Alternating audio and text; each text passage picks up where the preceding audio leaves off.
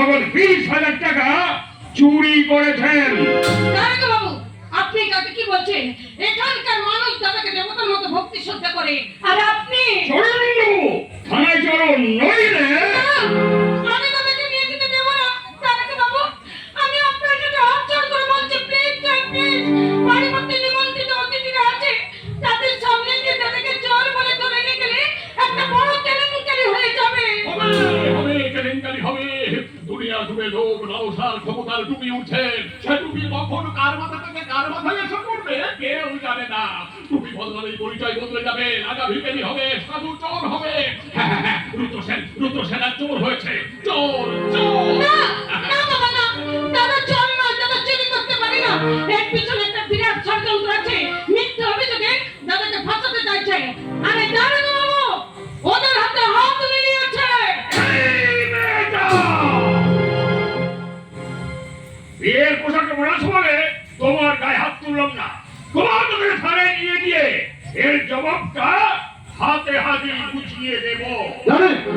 জানি বাবাদের সাধু চোরের ঘুষের টাকাটা উঠে এসেছে বলেই ডান হাতে লাঠিটা অতটা উঁচুতে উঠেছে।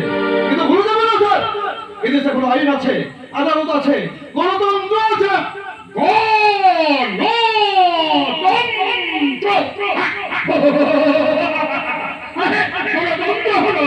তোদের কোনো সাধারণ মানুষের গোড়া টিপে মারার যন্ত্র। তোকে থানায় নিয়ে যাবার সেই মন্ত্রটাই ভালো করে শিখিয়ে দেব। চল সারা থানায় চল। দাদা, ওরে বোন, আমাকে যেতে দে রে বোন, আমাকে যেতে দে। কারণ আমি যে বোকা, ভীষণ বোকা, তাই ওদের মতো কালসাপকে আমি বিশ্বাস করেছিলাম।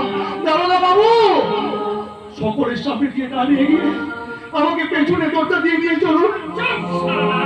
চোরের আমার লজ্জা কি রে? মানে আজ তো তোর খবর ধরি পড়িয়ে গোটা গ্রাম ঘুরিয়ে তারপর থানায় নিয়ে যাবো। আর সেজন্যই বুঝি ওই সাধু বাবুর গাড়িতে চড়ে সরকারি কাজ করতে এসেছে। এসে গেছে আমার খানদানি মেহমান এসে গেছে। ওরে তোরা কে আছিস? শাক বাজা উলুদে আমার স্বপ্নে দেখা রাজপুত্র এসে গেছে সাধুর অসাধু কাজের প্রতিবাদ করতে। কি দারোগা বাবু, এবার কি হবে বলুন বলুন। এই পাগল! চিৎকার করছেন কেন? আমরা দুজনেই তো সারা ওই একই গোয়ালের গরু।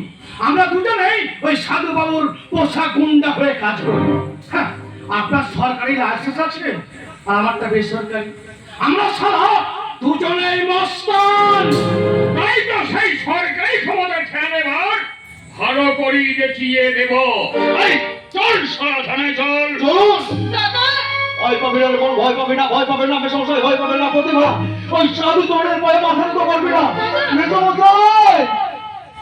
যদি পারে আজ রাত্রে আপনি কন্যা সম্প্রদান করবেন। চলুন দারোগা বাবু।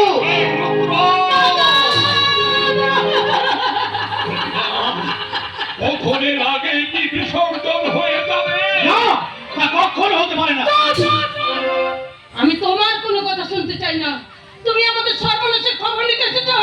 সাধু চরণ তোমাকে পাঠিয়েছে। না না প্রতিভা না, আমি শুধু তোমার বিদায় দৃশ্যের সাক্ষী থেকে আমি আমার পাপের প্রায়শ্চিত্ত করতে এসেছি।